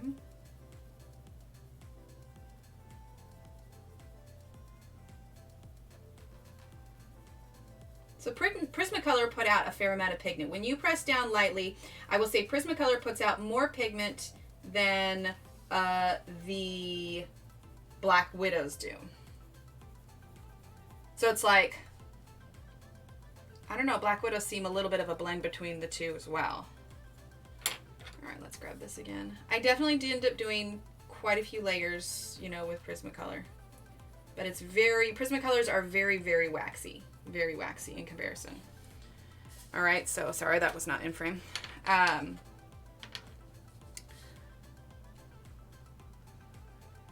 So, I mean, they give you all different things. And while we're at it, I mean, I've got my Artezas out. Let's just grab a brown and green Arteza real quick, okay? Just to round it off a little bit, you know? Okay. All right, let's grab these two real quick. All right, so this is espresso brown, just because it was what I first saw, and shamrock green. They are very lovely mods, aren't they? Okay, so espresso brown. This is Arteza here, okay? So Arteza feel a little bit, like I was saying before, like how Faber-Castell feel kind of smooth. I will say after having just used Prismacolor, Arteza feel a little bit more smooth than the Black Widows and the Prismacolors. However, the level of pigment they're putting out is more similar to the Black Widows, if that makes sense. It's slightly more reserved. Thanks, Verica. And I do have them, but I tend to save. So I've got, you know, this itty bitty one, but my pencil extenders I'll start to use when it starts to get like this short. I think I've just gotten used to it. Okay, so here's the shamrock green. We're gonna layer that on top of the brown. And I know these aren't really colors you would normally put together, but they do layer nicely. I don't know, at this point I've been using so many other colors. I feel like if you were to take all 4 of these together, I don't know, somebody who loves Prismacolors may hate me for saying this, but I feel like Prismacolor is a bit more of the clumsy sister of the sets. You know what I mean? But here you can see with Artesa's, as far as layering something that's so different, you need to make sure that you are using super light layers to help create that gradient. You know what I mean? And then, for good measure, since we're doing this already, let's grab, well, this is turning into a different kind of stream, isn't it? Okay, here, let's grab these 2 right here. All right. ES72 set. Yeah, I love them. They're wonderful. All right, let's grab the Luminance pencils. Gosh, I love these so much. I really do. All right, let's do it on this side over here because I'm running out of space. I probably should have just done this on paper, but I had clumsy Prisms a little bit. I mean, I used to be just strictly Prismacolors, but I mean, I can't help but be a bit of a pencil snob at this stage in the game. All right, so here is the Luminance. And again, these have a little bit more of a chalky's not the right word, of a rougher feel to them than the polychromos do. But again, that's partially because of the fact that you've got oil base versus wax base. And that's honest, I never really noticed it that much before until I started comparing. And it's interesting too, like this is going over the bit, but I can feel a difference of the oil versus... Oh, look, it's those pencils that I don't need. Or you do. People love this stuff, though. I know, right? I should probably do more streams like this. And in fact, I have one like laid out. I asked people a bunch of questions one time about, you know, okay, well, what would you want to see compared to, you know?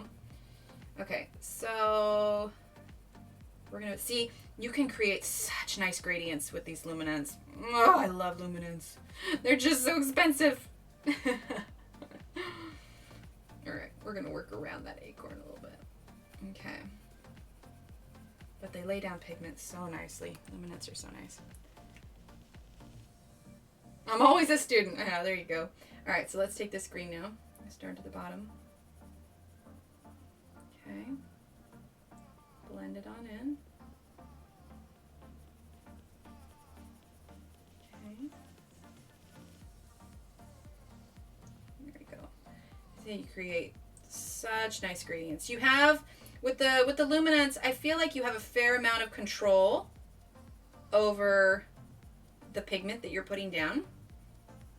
You don't have to put much pressure to get that nice, so you can see these, the polys and the Luminance are not blending well together. Like it is practically like oil and water there. Like they do not, Shannon, I don't need Lumies. I really don't. Are you sure, Lozzie? Are you sure? It's literally like oil and water though. Like they do not want to layer over one another.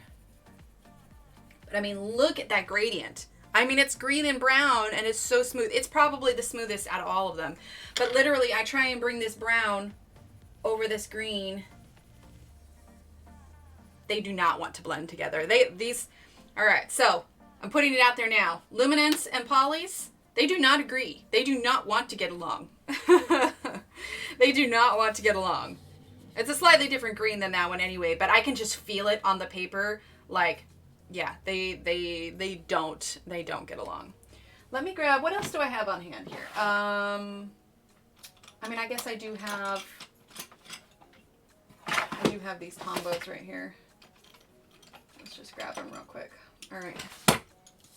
Here, let's do Tombos on this side here. Okay, so we've got this one's called Autumn Leaf. All right, so this is the Erosion Tint Tombos. Erosion Tint Tombos feel pretty smooth.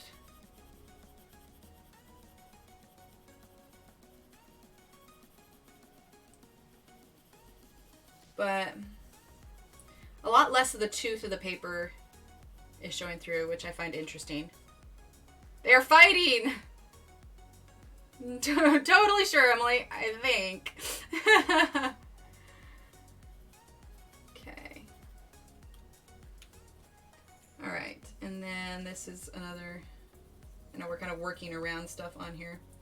Okay, so these ones, they blend okay, but man, to get this green to show up over this brown, I'm having to put more pressure than I would like. These blend differently than any of the other pencils. So you can see too, it's like oil and water with the Prismacolors in these. Despite the fact that I believe the Tombos are also a wax-based pencil. But yeah. Yeah, the Erosion Tombos are just not my favorite, like, at all. Okay, let's see. What else do I have? Seriously, this is what it's turning to. This is what we were working on for everybody coming in. But I got distracted. But it's okay. We're going to roll with this. We're going to roll with this because I like this. Let's see. What else do I have on hand here that we can compare? Let's see. That's the Verathins. Okay, that's the E-Tense. That's an entirely different kind of pencil. That wouldn't be fair to compare. And you take any kind of water-activated pencil, that's not going to work very well. Okay, right here, I've got the Derwent Color Soft, which I honestly, they're okay. But in comparison to the Ergo Soft, I feel like they don't, they're a little too soft. They're a little bit too breakable. I have a few times. Most of the time I don't do the background. I've only started doing maybe the last 6 months, but it isn't very good. Just beginner stuff. Oh, no worries, Crystal. Honestly, half the time, I don't even like worrying about the background. All right, so let's grab this brown and this green here. Okay, and this is the Derwent Color Soft. Okay. So let's do this. This is dark brown. Now you want to talk a pencil that feels dry and almost chalky-like. That's what this, yay, Fairy House Day. Hi, Allie. Well, actually, we were working on this, but then we got started comparing pencils, and this is the page that I grabbed because I had it there. And so, yeah, we're testing out different brands. So let me grab a pen real quick, and I'm going to write down. Okay, so this right here, this one was what? This was the Luminance. Okay, those were the Lumies. Oh, that pen is out of ink. Hang on. All right. This was the Polys. This one is out of ink too. See, this is why I have my drawing pens like in a separate container, because half the time I end up using all the ink. Give me a sec. Here, we're just going to use this pen. All right, so this is the Polys. This one was what? This was the Prismas. Here, I'm going to move this out from under here so I'm not leaving pen indents on here. Okay, so this was the Prismas.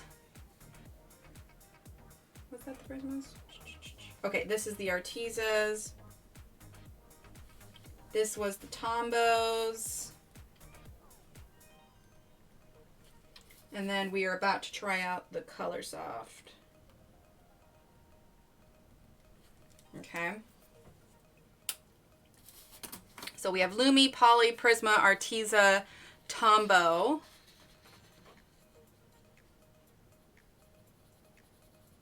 Okay.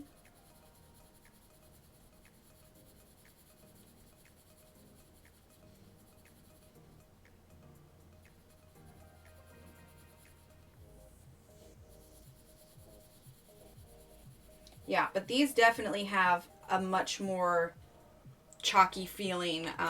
So far, the probably smoothest feeling one, I actually really like that combination of colors. I know I may need to revisit these. The smoothest feel would be, we're doing an experiment. Exactly. Is probably the Polys. And actually doing that now I'm kind of reinvigorated, re-intrigued to maybe invest in a larger set of Polys. All right, so this is, see, that's a pretty nice smooth gradient. But probably the thing that I didn't like about these is the lead was almost too soft, and I had a lot more breakage issues with these. I do like, though, that it has a wider barrel. It's similar, can't stay, have to go work out, I'll catch up later. Sounds good, Ellie. It has a similar barrel width. I don't know if you can really see here. It's too close. Similar barrel width to the Luminance. Perfect. All right, so that's the Color Soft. let's grab the Ergo Soft. All the soft. Okay, so let's grab the Ergo Soft. All right, we're going to start this one out here. Let's see. Yes, larger soft polys. I know, right? It's a dream. It's a dream. Okay, so here's the Ergo Soft. The Ergo Soft have less of a chalky feel, but still not nearly as smooth as the polychromos. And that's just how they feel, not necessarily how they blend. But I can tell you right now, with the polys being oil, they don't seem to blend well with any of the wax ones. Everyone needs a large set of polys, I know, right? It's a dream. I dream the dream of time gone by, and instead it's I dream the dream of polys gone by. I want them in my collection. I dream the dream of smooth blends. So kind of like with the Tombos, you do have to put more pressure with the Ergo Softs to get them to layer on top of one another.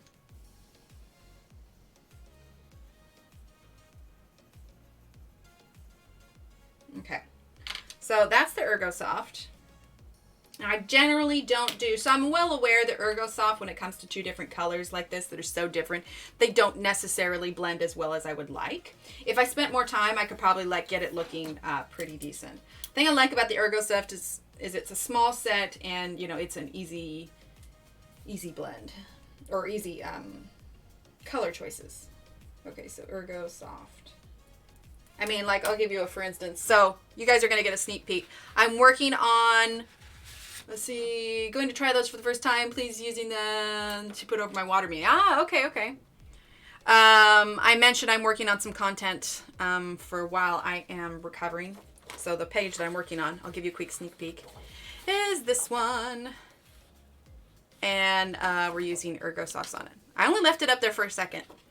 You will get better, decent pictures.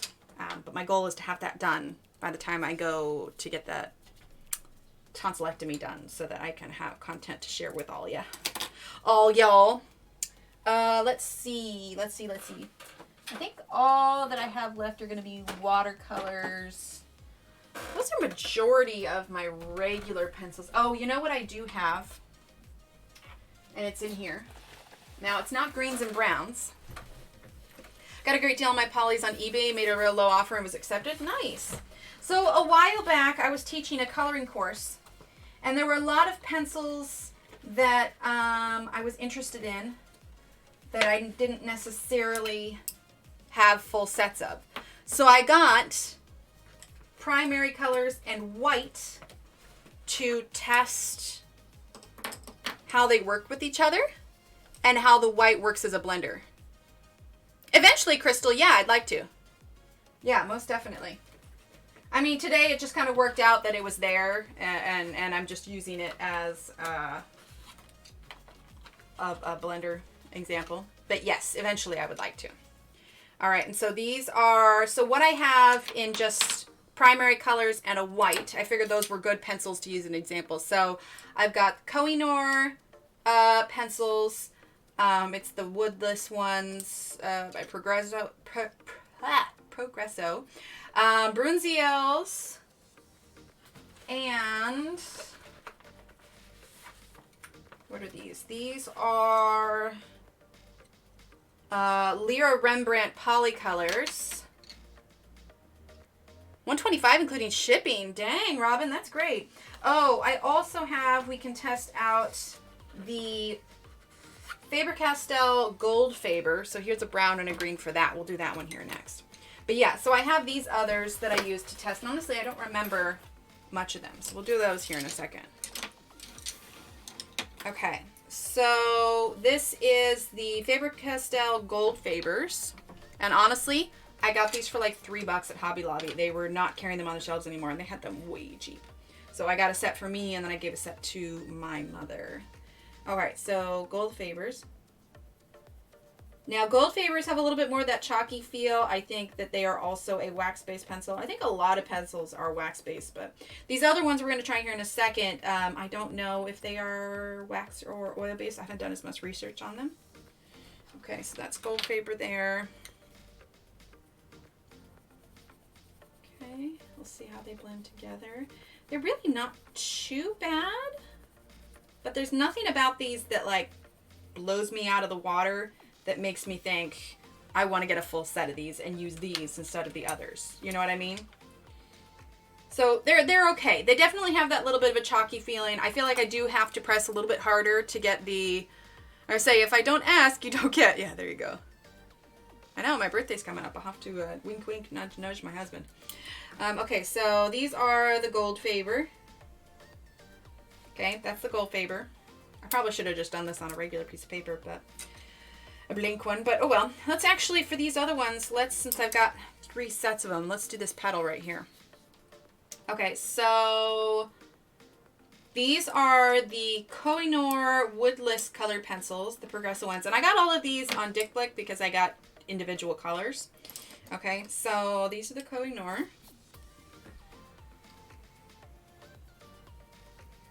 These have a little bit more feel of the polychromos, but still a little bit drier.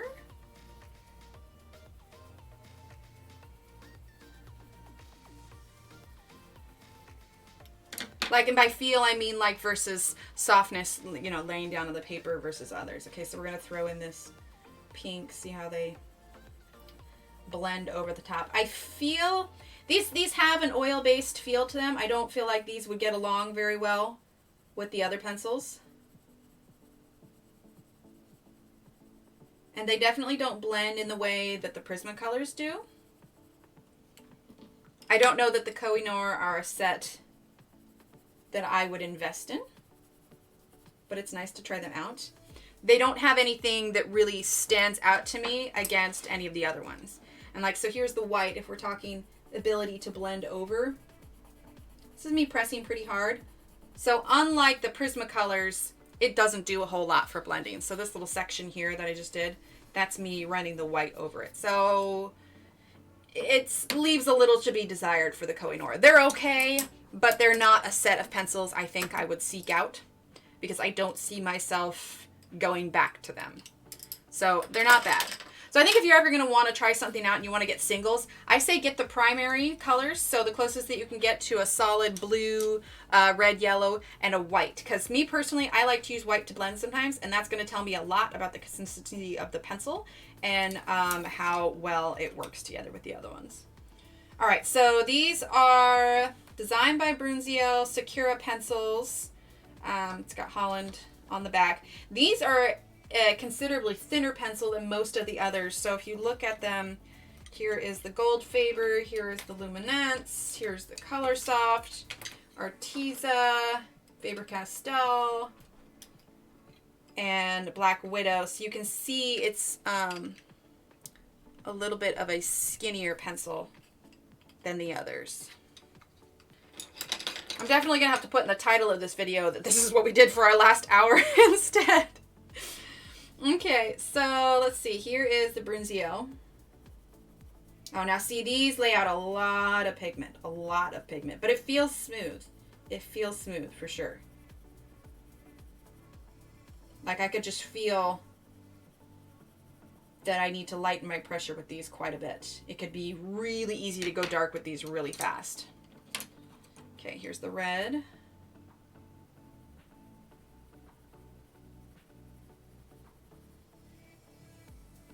The gradients aren't as nice, and I think that has to do with the fact of how much it lets out. So like I could try and go a little bit lighter here, but these are really pigment heavy, so it's going to be hard to do blends kind of like this one. The ones that put out less pigment, it's easier to get lighter lighter blends. Yeah, you can see these are highly pigmented pencils. You would have to practice a very light hand with these if you want to get lots of layers, like if you were doing a skin tone. Oh my goodness, Lozzie, thank you. Patty, these are the Brunziels. Thank you so much, Lozzie. Can we get some exclamation point hype in chat for Lozzie for her super chat? Thank you, Lozzie. Thank you so much. You're so sweet. Aw, making my day. You're so sweet. All right, here is the white. So you can see that the white moves the color around a little bit more. I mean, you can see we've practically dragged this blue down further than it was. Let me zoom in. But they're significantly more pigment heavy than the others. And as far as wax bloom on any of these wax ones, I have not tested that theory out yet. But, aw, thanks so much, Lozzie. Look at that pretty orange box. You're sweet. All right, let's turn this here. I'm going to turn this upside down because we're going to do this petal from the other direction, and I want to send it, have it going the same direction to the others. All right, so these next ones, and probably last ones we're going to test out here today, these are the Lyra Rembrandt Polycolors. And again, I just got these as singles on, sorry, losing my train of thought. Ozzy, you're so sweet. Dick Book, sorry. All right, so let's grab the blue. Again, these are the Lyra Rembrandt, and these ones are also a thinner pencil in, as far as barrel is concerned, similar to the Brunziel. Yeah, Nightbot's our nice little thankful robot. Okay, so we're gonna lay these down. These also have a lot of pigment, and these feel pretty like heavy as far as the way it lays down. Lots of pigment, but I feel like you could lightly blend these out just a little bit. And I'll have to make links to these in the description because I didn't know I was going to go through these today. Sometimes this just develops, All right, and then this is, let's grab this red.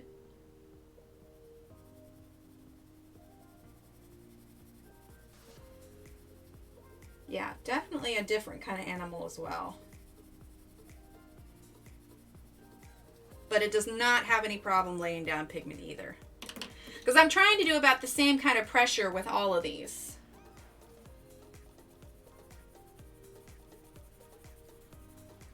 So I find that the ones that are a bit heavier pigment and aren't as restrictive with the color have a little bit harder time grading, but I think part of that is going to be practice, Okay, so let's turn this back around. So these were, we didn't test this with the, let's see, where's the white Rembrandt? Okay, let's test this with the white one that I have. And the white does practically nothing to help blend that together. So there's that. All right, so this was the Lyra Rembrandt. Okay, this was the, let's see, Brunziel, and this was the Koh-i-Noor. Okay. All right, so how many did we test out? We tested out 1, 2, 3, 4, 5, 6, 7, 8, 9, 10, 11. We tested out 11 different sets of pencils, and I think maybe we can do this again and try and combine different brands. So I would have to say that probably my favorites of all of these, I would be very intrigued, having revisited these today, I would be very intrigued to test out the polychromos, which is this little section here. Oh, I forgot that we had the Black Widows here. Boop. All right, this little section here down, this was the Black Widows. This was the polychromos. This was the Lumis. This was the Prisma. So really we did 12 different. All right, so this was the Prisma, this is the Arteza, this is the Tombow, and then we have the Color Soft, the Ergo Soft, the Gold Faber, the Koh-i-Noors, Brunziels, and the Lyra Rembrandts.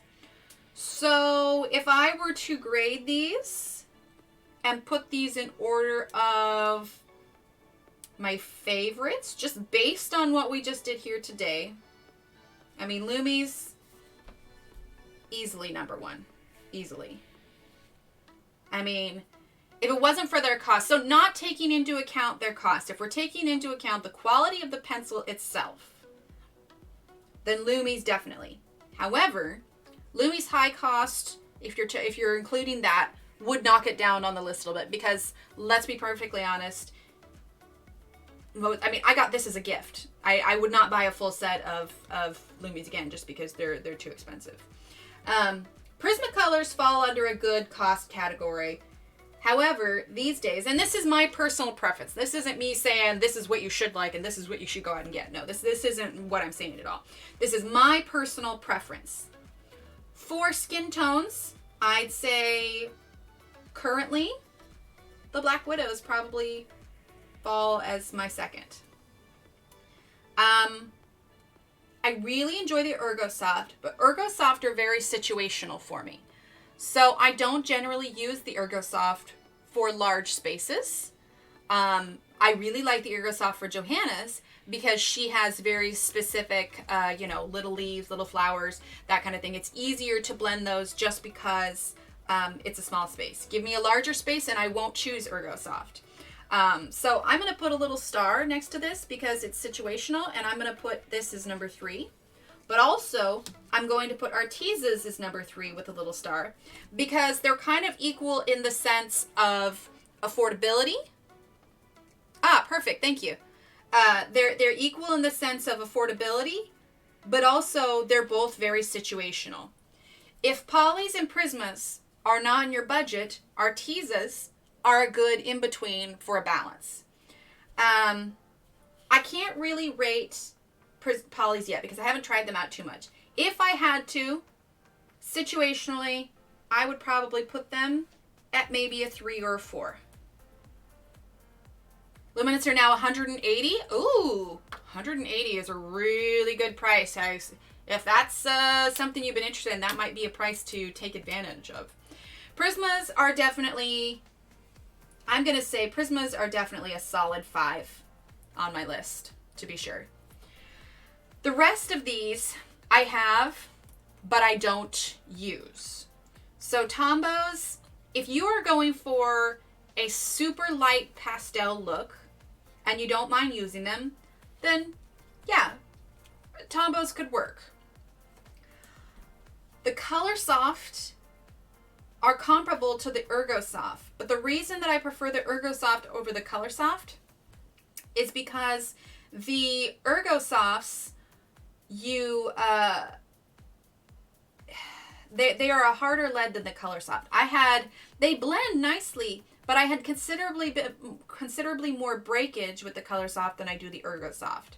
So because of that reason, that knocks Colorsoft down below Ergosoft, and because they're so similar, there's not really a point in me investing in the Colorsoft just because of their inability to, stay solid, I guess. Ergosoft's a little bit harder feel of a lead. Gold Fabers are okay. I honestly only got them because they were on sale. I wouldn't see myself investing in Gold Fabers just because if I was going to invest in a Faber-Castell pencil, I would choose Polys over Gold Fabers. And then these ones were fun to try out. If I were to choose one of these 3 to get a larger set to explore a little bit further, it would probably be the Koh-i-Noor out of the 3. I like the weight and the feel of the pencil. It's a woodless pencil, so it's definitely heavier than your standard pencils. And I feel like because it's not eating up the wood, they might last a little bit longer and less chance of breakage, I think. I am turned off with the Lyra Rembrandt and the Brunziels because they are so pigment heavy. So out of these 3, I would not invest further in the Lyras or the Brunziels. I would choose the Koh-i-Noor out of it. But again, this is my own personal preference. I prefer something that's a little bit lighter. Not necessarily to the point of Tombow because I feel like I have to use too much pressure with them to get them to layer nicely. But I feel like you have a bit more control if it's not just dropping so much pigment at once. I mean, you can see how much heavier. And I tried to use, about the same level. And again, there are 1,000 pencil sets out there and so many I haven't tried. These are just the ones I have on hand. So this is about where I would rank all of these. Like I said, some of these are situational depending on what you're coloring, but oh my gosh, it's 11:01. Wow. Okay. Well, I guess I hit 11 o'clock. This This turned into a little bit of a different stream, but I'm okay with that. I've been kind of wanting to do something like this for a little bit. Anyway, we can pick up on the other one again on next stream, probably on Friday night. But anyway, hope this was informative. This just sort of happened naturally, so yay! But if that answers any of your questions about, you know, the style of pencil, quality of pencil, you know, budget-wise, if we're talking cost, let's grab this, maybe. All right, so your pencil sets that are going to be a bit more expensive are definitely going to be your Lumies, your Polys. Prismas are a bit more affordable than the others. Arteza and Black Widows are going to be more affordable. So check. Those are going to be more friendly to your budget. Same thing with Ergosoft. And I'll be perfectly honest, I don't really remember the price points for the other ones. So budget-wise, these four are pretty much going to give you everything you want. If you're wanting to invest and delve into a little bit more, I would say invest in the Lumies or Polys. I don't think that you would regret that. But I'm definitely curious to try the Polys a little bit more. They have this, I will say the Polys had the smoothest feel out of all of them, and I think that had a lot to do with the fact that it is an oil-based pencil. So I'd be curious to see which of these three up here that we tried are oil versus wax-based. But based off the Polys, I might be curious to try other oil-based pencils. So anyway, okay, well with that, because it's 11:01, well, 11:01 according to my computer, 11:02 according to my phone. So anyway, thanks everyone.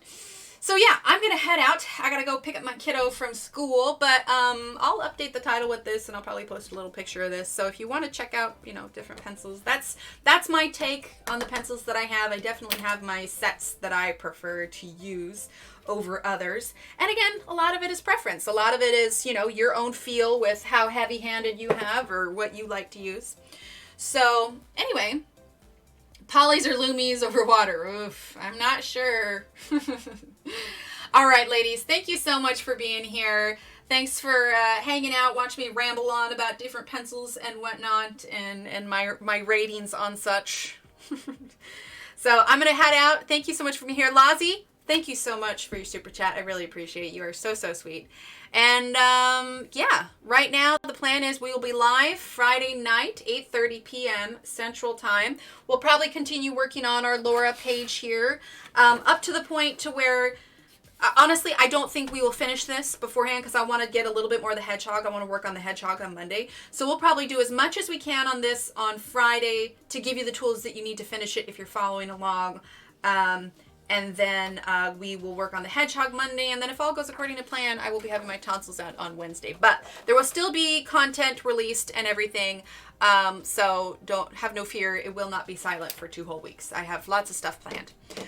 So with that, I'm going to head out. Thank you all for being here. Thanks again, Lazi. I love each and every one of you so, so much. And I will see you Friday night. All right? Bye.